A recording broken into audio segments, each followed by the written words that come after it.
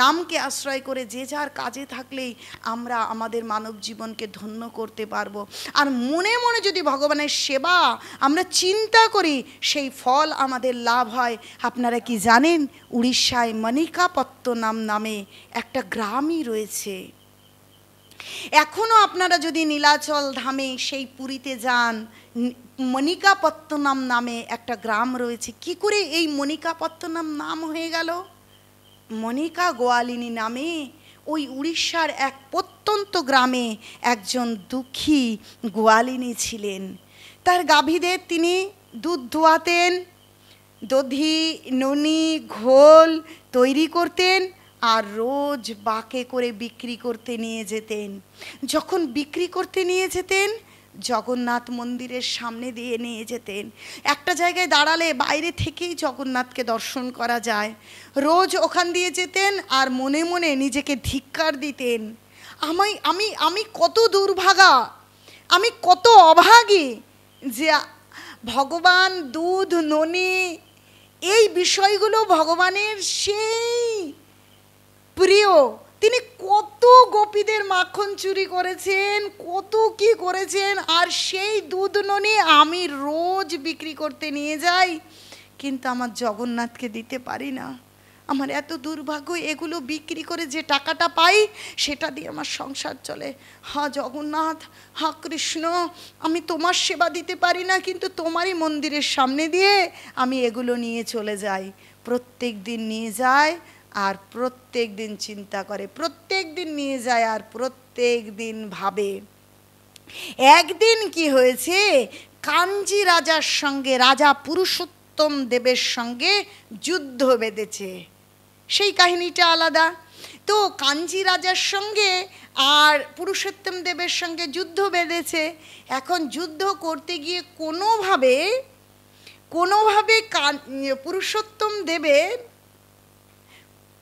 পুরুষোত্তম দেবের সেই তাঁবুতে আগুন লেগে গিয়েছে। এখন আগুন লেগে গিয়েছে আর পুরুষোত্তম দেব পিছু হটতে বাধ্য হয়েছে। তিনি যখন যুদ্ধক্ষেত্র ত্যাগ করে চলে এসেছেন, চিন্তা করছেন, হায় আমি যুদ্ধে পরাজিত হয়ে গেলাম, আমি যুদ্ধ করতে পারলাম না। কিন্তু তিনি পরাজিত হয়ে এসেছেন, চিন্তা তার নিজের জন্য করছেন না, তিনি চিন্তা করছেন জগন্নাথের। কিন্তু উনি উড়িষ্যার রাজা, কিন্তু তিনি চিন্তা করছেন, দেখুন তিনি রাজা হয়েও তার যে পদ, তার যে উপাধি, সেখান থেকে বেরিয়ে দেখুন মানুষের যে প্রকৃত পরিচয়, প্রকৃত যে তার স্বরূপ কৃষ্ণের নিত্য দাস, সেই উড়িষ্যার রাজা হয়েও তারা ভগবানের দাস ছিলেন। তার উপাধি, তার পদ তিনি ভুলে যে ভগবান আমি তোমার সেবা করতে পারবো না, কাঞ্জি রাজা তো সত্য দিয়েছে, আমি যদি হেরে যাই তাহলে আমার জগন্নাথ, আমার বলদেব, সুভদ্রা মহারানী, সুদর্শনকে তিনি নিয়ে যাবেন আর তার জগন্নাথ মূর্তির পেছনে তিনি বসিয়ে রাখবেন। আমি তোমার সেবা করতে পারবো না, আমার রাজ্য থেকে তোমাকে নিয়ে যাবে। এর থেকে বড় দুঃখের আর কি হতে পারে, এর থেকে বড় দুঃখের আর কি হতে পারে? এরকম করে তিনি ভগবানের কাছে প্রার্থনা করছেন আর ক্রন্দন করছেন। পরদিন তিনি আবার যুদ্ধে যাবেন, যুদ্ধের জন্য রাজি হচ্ছেন, কিন্তু আগের দিন ভগবানের কাছে প্রার্থনা করে এসেছেন। তখন রাজা যুদ্ধ করতে যাবে সৈন্যদেরকে সাজিয়ে নিয়ে, কিন্তু তার আগেই একটা সাদা ঘোড়া আর একটা কালো ঘোড়ায় সুদর্শন দুই পুরুষ, একজন সাদা বর্ণের গৌর বর্ণের, আরেকজন শ্যাম বর্ণের সুদর্শন পুরুষ, সাদা ঘোড়া এবং কালো ঘোড়া দৌড়ে যুদ্ধ করতে যাচ্ছে। এখন অনেকটা রাস্তা যাবার পর তাদের ভীষণ তৃষ্ণা পেয়েছে, আর ওই মণিকা মাতা, গোয়ালিনী মাতা, তিনি আজও সেই জগন্নাথ পুরীর সামনে দিয়ে তিনি তার দুধ দই ননি ছানা বিক্রি করতে যাচ্ছেন। ক্লান্ত জ্যৈষ্ঠ মাসের দিন, ক্লান্তিতে তার একটু গাছের তলায় বিশ্রাম করছেন আর তার দুর্ভাগ্য নিয়ে ভাবছেন, আমি কোথায় ভগবানের সেবা করব? ভগবানকে সেবা দেওয়াই এই জীবনের সার্থকতা, কিন্তু আমার কত দুর্ভাগ্য যে আমি ভগবানের সেবা করতে পারি না, এগুলো বিক্রি করতে আমার যেতে হয়। এইভাবে চিন্তা করছেন আর ভগবানের নাম করতে করতে আস্তে একটু ক্লান্তিতে, কারণ যখন গ্রীষ্মকাল হয় প্রচণ্ড ঘাম হয়, প্রখর রৌদ্র, ক্লান্তি শ্রান্তিতে তার একটু তন্দ্রাচ্ছন্ন হয়েছেন। তখন কি হয়েছে, একটু যখন বিশ্রাম করছেন, দূর থেকে ও বুড়িমা, মনিকা মা, আর মনিকা মা তন্দ্রার মধ্যে যখন এইভাবে মা মা করে শ্রবণ করছেন, তখন মনিকা মা ভাবছেন, হায় হায়, এইভাবে কেউ কখনো আমাকে মা বলেইনি। সবাই তুই তুকারি করে, সবাই বুড়ি করে ডাকে, কি এইভাবে কখনো, এটা কি সত্যি কি সত্যি? আমাকে নিশ্চয়ই ডাকছেন না। কিন্তু আবার ও মা, মনিকা মা, আরে তুমি তো ওঠো তো। যখন এইভাবে ডাকটা আরও গভীর থেকে গভীর হয়েছে, কাছে এসেছে, তখন মনিকা মা চোখ তুলে তাকিয়ে দেখছে দুই সুদর্শন পুরুষ এসে তাকে মা মা বলে ডাকছে। দুজনের দিকে তাকিয়ে আজ মনিকা মায়ের প্রাণটা জুড়িয়ে গেল। এভাবে কখনো কেউ মা করে ডাকেনি, এইভাবে কেউ সম্মান কখনো করেনি, আর এত অপরূপ সৌন্দর্য আমি জীবনে কখনো দেখিনি। আসলে সেই জগন্নাথ আর বলদেব তারা তো অন্য কেউ নয়, আজ সুদর্শন পুরুষ হয়ে মনিকা মায়ের সামনে দাঁড়িয়েছে আর বলছে, মা গো, শিগগিরই তোমার কই ঘড়ায় কি আছে দাও, প্রচণ্ড তেষ্টা পেয়েছে, দাও দাও। মনিকা তাড়াতাড়ি করে বিভোর হয়ে আনন্দে বিহ্বল হয়ে, নাও নাও বাবা, খাও খাও, কত পাবে পাও, একদম ঘোড়া উপর করে তাদেরকে দিয়েছে। দিতে দিতে তারাও আজ তৃপ্ত, বলছে ওফ, এত সুন্দর, এত ভালো, তোমার ঘোল খেয়ে, তোমার ননি খেয়ে আজ আমরা তৃপ্ত। এবার যাই মা, আমরা রাজার জন্য যুদ্ধ করতে যাচ্ছি। যখন তারা ঘোড়ায় উঠছেন, তখন মনিকার মার সম্বিত এসেছে, তোমরা চলে যাচ্ছ, কিন্তু বাবা, মানে তাদেরকে দেখে তার এত আনন্দ হয়েছে, জীবনে এমন কোনো আনন্দ পায়নি। তাদেরকে আজ ঘোল ননি খাইয়ে তিনি এত আনন্দ পেয়েছে যে এত আনন্দ তিনি জীবনে পাননি।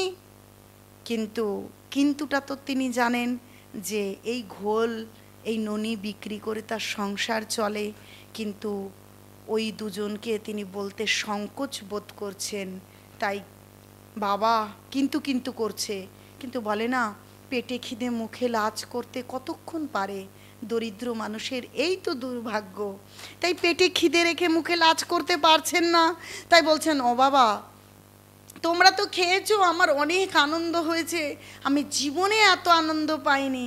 কিন্তু কি করব, এই ননি, এই ঘোল বিক্রি করে যে 2-4 টাকা আসে, তা দিয়ে তো আমার চাল ডাল সংসার চলে, গরিব আমি। কিন্তু তোমরা যদি টাকা না দাও, তাহলে আমি কি নিয়ে বাড়ি ফিরব? ও মনিকা মা, তুমি আগে তো বলবে, আমাদের কাছে কোনো টাকা পয়সা নেই, আমরা তো যুদ্ধ করতে যাচ্ছি। বলছে টাকা পয়সা নেই, তাহলে কি হবে? ও দাঁড়াও দাঁড়াও দাঁড়াও দাঁড়াও, আমাদের কাছে টাকা নেই, কিন্তু আমরা তো রাজার জন্য যুদ্ধ করতে যাচ্ছি, পেছনে রাজা তার সৈন্য সামন্ত সাজিয়ে নিয়ে আসে, তুমি চিন্তা করো না, তুমি অপেক্ষা করো, আর তোমাকে এই আংটিটা দিচ্ছি, তুমি এই আংটিটা রাখো, যখন রাজা আসবে তখন তুমি এই আংটিটা দেখালেই তোমাকে টাকা দিয়ে দেবে। বলছে, দেখো আমি তো গরিব মানুষ, তোমার এই এত দামি স্বর্ণ হীরা এই আংটি দেখলে লোকে আমাকে চোর বলবে। আরে না না, তুমি রাজাকে দেখিও, চোর বলবে না, বলবে 2 সুদর্শন যুবক আমার কাছ থেকে এগুলো খেয়ে তারা আংটি দিয়েছে, তোমাকে চোর বলবে না, তোমার কোনো সমস্যা হবে না, তোমার কোনো সমস্যা নেই, তুমি শান্ত হয়ে দাঁড়াও, তারা পিছনেই আসছে, আমাদেরকে যেতে দাও মা, আমাদেরকে যুদ্ধ করতে হবে। এরকম করে বলে জগন্নাথ আর বলদেব তো চলে গিয়েছে, মনিকা মা দাঁড়িয়ে আছে। মণিকা মা দাঁড়িয়ে থেকে সত্যি সত্যি কিছুক্ষণ পরে দেখছেন যে রাজামশাই তার সৈন্য সামন্ত নিয়ে ওই রাস্তা দিয়ে আসছেন। রাজামশাইয়ের সেই দলকে তিনি দাঁড় করিয়েছেন। রাজামশাই একটু বিরক্তই হচ্ছেন। একে তো আগের বার যুদ্ধ সম্পূর্ণ করতে পারেননি, তাঁবুতে আগুন লাগায় তিনি ফিরে এসেছেন, তো এখন যুদ্ধ করতে যাচ্ছেন। আবার একজন বুড়ি তার যুদ্ধকে, তার যাত্রাপথে বাধা সৃষ্টি করছে। এই তুমি কেন রাস্তায় দাঁড়িয়েছো, কেন দাঁড় করাচ্ছ, একটু দাঁড়াও, একটু দাঁড়ান রাজামশাই, দাঁড়ান দাঁড়ান। তখন বলছেন আপনার দুজন সৈনিক এরকম আমার কাছ থেকে এগুলো খেয়ে গিয়েছে, কিন্তু আমি তো গরিব মানুষ, তাই আমাকে টাকা দিতে পারিনি। তারা বলেছে আপনার হয়ে যুদ্ধ করতে যাচ্ছে, তাদের কাছে টাকা নেই, তাই আমাকে এই আংটিটা দিয়েছে। আপনি এই আংটিটা নিয়ে আমাকে তার মূল্য প্রদান করুন। আমি যে বড় গরিব, জানি মূল্যটা চাওয়া উচিত নয়, কিন্তু আমার তো সংসার চলে না, তো কি করব। এরকম করেছে। বিরক্ত রাজা, কিন্তু যখন আংটিটা দেখিয়েছে তখন রাজার চোখ বড় বড় হয়ে গেছে। এ কি অত্যাশ্চর্য বিষয়, এ তো সাধারণ কোনো আংটি নয়, এ তো জগন্নাথের সেই হীরার আঙ্গুরীয়, এ তো স্বর্ণের উপর হীরা খচিত আংটি, এ তো জগন্নাথের আংটি। কি বলছো মা, এ তো কোনো মানুষের নয়, এ জগন্নাথের আংটি। আর আমি আমার সৈন্য দিয়ে যুদ্ধ করতে যাচ্ছি, এর আগে তো আমার কোনো সৈন্য যায়নি।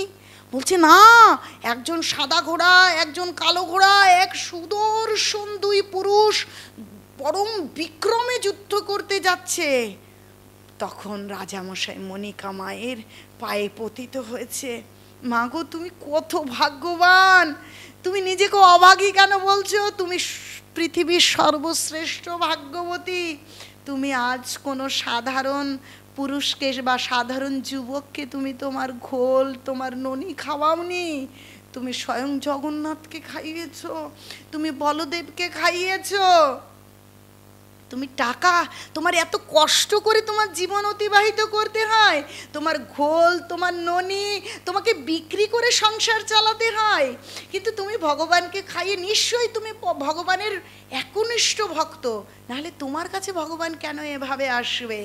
তাই তোমাকে আর তোমার ঘোল, ননি, ক্ষীর বিক্রি করতে যেতে হবে না। শোনো, এক্ষুনি তোমাকে 5টা গ্রাম প্রদান করছি, আর এই গ্রাম থেকে যা কিছু ইনকাম হবে সমস্ত কিছু তোমার। আর তোমার যে গাভীর দুগ্ধ, তুমি যে ননি করবে, তুমি যে ছানা করবে, তুমি যে ক্ষীর করবে, সব কিছু তুমি জগন্নাথ, বলদেব, সুভদ্রা মহারানীর সেবা করবে। তুমি নিশ্চিন্ত মনে সেবা করবে, তোমার আর কোনো চিন্তা করতে হবে না। তোমার সংসার চালাবার জন্য তোমাকে কোনো কিছুর জন্য তোমার কষ্ট করতে হবে না। তো 5টা গ্রাম দিয়ে দিলেন। সেই থেকে সেই 5টা গ্রাম মণিকা গোয়ালিনীর নামে মণিকা পত্তনম নাম হয়ে গেল। তা আজও সেই গ্রাম সেখানে আছে। আপনারা যদি উড়িষ্যা পুরীতে যান, আপনারা খোঁজ করবেন, এখনও মণিকা পত্তনম সেই গ্রাম রয়েছে। চিন্তা করে দেখুন যে এই যে জগন্নাথ যে লীলা করেছেন, এই লীলাগুলো কোনো লোকগাথা বা কাহিনী নয়, এ বাস্তব, এ প্রকৃত ইতিহাস, এটা সত্যি সত্যি ঘটেছিল। আর আজও তাই সেই মণিকা পত্তনম গ্রাম রয়েছে। মা যতদিন বেঁচেছে সে তার হাতে তৈরি ননি, ঘোল, ক্ষীর যা কিছু সব জগন্নাথের সেবা দিতে পেরেছেন। তাই বলছে সেবার সুখ পাইয়া ভুলিন দুঃখ। আমাদের ভগবানের সেবা যা কিছু আমাদের আছে সব কিছু ভগবানের উদ্দেশ্যে নিবেদন করা এবং ভগবান কেন্দ্রিক কর্ম করাই আমাদের জীবনের ব্রত হওয়া কর্তব্য। নচেত এই জীবনের কর্মই কর্মবন্ধনের কারণ। সেই জন্য ভগবান বলছেন যজ্ঞার্থাৎ কর্মণা অন্যত্র লোক অয়ং কর্ম বন্ধন তদর্থং কর্ম কন্তেও মুক্ত সঙ্গ সমাচার। বলছে যজ্ঞার্থাৎ কর্মণা অন্যত্র, ও অর্জুন, তুমি ভগবানের সন্তুষ্টি বিধানের জন্য কর্ম করো। যজ্ঞার্থাৎ যজ্ঞ মানে ভগবানের সন্তুষ্টি বিধানের জন্য, তদর্থং কর্ম কন্তেও বলছে হন্যত্র কর্ম বন্ধন। যদি ভগবানের সন্তুষ্টি বিধানের জন্য কর্ম না করে সাধারণ মানুষের সন্তুষ্টি বিধানের জন্য কর্ম করো, তাহলে সেই কর্মই কর্ম বন্ধনের কারণ। সেই বন্ধনই আমাদের জন্ম, মৃত্যু, জরা, ব্যাধি। আজ এত সুন্দর শরীর পেয়েছি, দ্বিভুজ মুরলী মনোহর শ্যাম সুন্দর আনন্দ ঘন রূপ বিগ্রহ কৃষ্ণের দিকে তাকিয়ে দেখুন, ঠিক সেই রকম দুটো চোখ, দুটো হাত, এত সুন্দর শরীর। আমরা ইচ্ছে করলেই হরিনাম, ভজন, কীর্তন, ভাগবত কথা বলতে পারি, কিন্তু এই জীবনকে ভগবানের চরণে, এই জীবন আর এই জীবনে ক্রিয় কর্ম সমস্ত কিছু ভগবানের উদ্দেশ্যে যদি অর্পণ না করি, সন্তুষ্টি বিধানের জন্য ভগবানের জন্য যদি না করি, তাহলে এই জীবন কর্মবন্ধন কখন যে আবার টিকটিকি, ইঁদুর, পোকা, কাঠবিড়ালি হব তার কোনো ঠিক নেই। কোথায় কোথায় ঘুরে বেড়াবো, ভগবানের নাম করতে পারবো না। গীতা, ভাগবত, চৈতন্য চরিতামৃত, জগন্নাথের এই অপরূপ লীলা আস্বাদন করতে পারবো না। তাই জেগে ওঠা কর্তব্য, আর এক মুহূর্ত সময় নষ্ট করা কর্তব্য নয়। যেন আমরা সব সময় ভগবানের সেবা করি, ভগবানের সন্তুষ্টি বিধানের জন্য কর্ম করি, ভগবানের নাম করি, ভগবানের লীলা শ্রবণ করি। তাই বলছে তদ অর্থং কর্ম কন্তেও, ভগবানের উদ্দেশ্যে যদি কর্ম করি, মুক্ত সঙ্গ সমাচার, আমরা সাধু সঙ্গ লাভ করে আমরা ভগবানের ধাম প্রাপ্ত হব। আর চিন্ময় ধাম প্রাপ্ত হলে জন্ম, মৃত্যু, জরা, ব্যাধি কোনোরূপ কষ্টই আর থাকে না। যেখানেই থাকি না কেন চিন্ময় আনন্দে আমরা থাকতে পারি। কারণ কোথায় আছি ভৌগোলিক দূরত্ব, বৃন্দাবনে থাকলেই কি বৃন্দাবনে বাস? যদি মন ব্রজধামে থাকে, বলছে ব্রজ মানে যেখানে চলছে, এই বৃন্দাবনের নাম হচ্ছে ব্রজধাম। ব্রজধাম মানে কি? যেখানে চলছে। কি চলছে? যেখানে কৃষ্ণের নির্দেশ মতন মানুষ জীবনে চলছে, সেটাই ব্রজধাম। তাই আমরা যেখানেই থাকি না কেন সেই ব্রজধাম, যেটা কোনো জড় বিষয় নয়, জড় ভূখণ্ড নয়, সেখানে থাকতে পারি যখন আমরা ভগবানের নির্দেশ মতন জীবনে আচরণ করব। তাই ভগবান বলছেন ভগবানের সন্তুষ্টি বিধানের জন্য কার্য করা। আর দেখুন মা মনিকা গোয়ালিনী মনে মনে তিনি ভগবানের সন্তুষ্টি বিধানের জন্য, ভগবানের সেবার জন্য মনে মনে তিনি বলেছিলেন। আর ভগবান সেই মনের কথা শ্রবণ করে বলছে, কলিযুগে যদি কেউ মনে মনে ভালো চিন্তা করে সে ভালো ফলটা পেতে পারে। সত্য যুগে যদি মনে খারাপ চিন্তা করতো, খারাপ করেনি, সে খারাপ ফল তাকে পেতে হতো। আর কলিযুগের এখানেই মাহাত্ম্য, যদি কেউ মনে মনে ভালো চিন্তা করে, ভালো করতে পারছে না, পরিবেশ পরিস্থিতি, সামাজিক সমস্যা, প্রতিকূলতায় পারছে না, কিন্তু মনে মনে ও কৃষ্ণ, ও জগন্নাথ, আমি পারছি না, তো তখন কি যদি মনে মনে তার সমর্পণ থাকে, সত্যি প্রকৃত আন্তরিক হয়ে সমর্পণ থাকে, তাহলে ভগবান তাকে তার মনের বাসনা পূর্ণ করে তাকে সেই ইচ্ছার পূরণ করে পুরস্কৃত করেন। এটাই গীতার অভিমত। আর গীতা মানেই হচ্ছে স্বয়ং ভগবানের অভিমত, কারণ গীতায় স্বয়ং ভগবান বলছেন। আর সেখানেই বলছেন যে কি, যে যে যথামাং প্রপোদন্তে তাংস্তথৈব ভজাম্যহং মম বর্তানুবর্তন্তে মনুষ্যা পার্থ সর্বস্ব। আসুন আমরা সকলে যত প্রতিকূলতা থাকুক তবু ভগবানের সেবায় একনিষ্ঠ হবার প্রচেষ্টা করি। একনিষ্ঠ হতে পারবো কি পারবো না সেটা হচ্ছে ভগবানের কৃপা, কিন্তু আমরা প্রচেষ্টা আমরা চালিয়ে যাব। ভগবান কৃপা করলে সফল হব, সফল হব কি না সেটা পরের কথা, সেটা ভগবানের কৃপা, কিন্তু আমাদের তরফ থেকে আমরা প্রচেষ্টা চালাই। চলুন ধন্য করি আমাদের মানব জীবন, সার্থক করি আমাদের এই মানব সম্পদকে। আমরা কেবল হাজারের পর হাজার, লাখের পর লাখ, কোটির পর কোটি টাকা সঞ্চয় করতে বদ্ধপরিকর। চিন্তা করছি না কিসে ভগবান সন্তুষ্ট হবে। সেই টাকা, বাড়ি, এই সমস্ত কিছুকে কি এক জায়গায় রাশিকৃত করে কখনোই আমরা নিজেরাও সন্তুষ্ট হতে পারবো না, মানব জীবনকেও সার্থক করতে পারবো না। তাই সেই রাশি সম্পদকে মানে এক জায়গায় জমায়িত করবার প্রচেষ্টাকে ছেড়ে দিয়ে যেটুকু প্রয়োজন সেটুকু করে আমরা ভগবানের সেবায় একনিষ্ঠ হওয়ার অন্তত চেষ্টা করি। আমি চেষ্টা করছি, আপনারাও চেষ্টা করুন।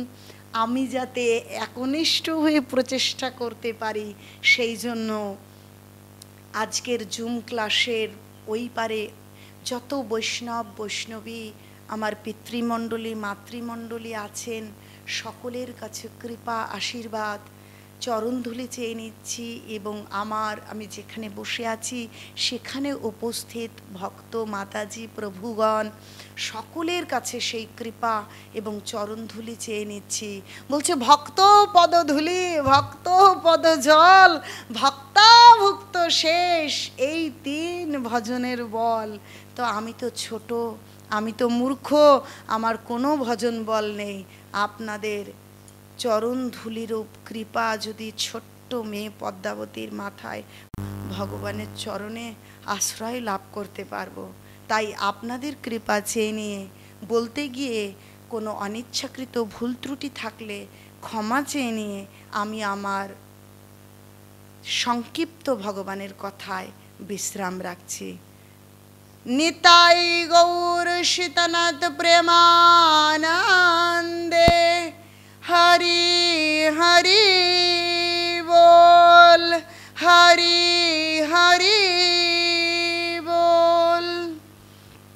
বাঞ্ছা কল্পতরু ভস্য কৃপা সিন্ধুভো এব চ পতিতানাং পাবনেভ্যো বৈষ্ণবেভ্যো নমো নমো। অনন্ত কোটি বৈষ্ণববৃন্দ কি জয়। জগৎগুরু ইস্কন ফাউন্ডার আচার্য কৃষ্ণ কৃপা শ্রীমূর্তি শ্রেলা আভায় চরণারবিন্দ ভক্তি বেদান্ত স্বামী প্রভুপাদ কি জয়। পতিত পাবন গুরু মহারাজ কি জয়। আপন আপন গুরু মহারাজ কি জয়। প্রভু প্রণাম।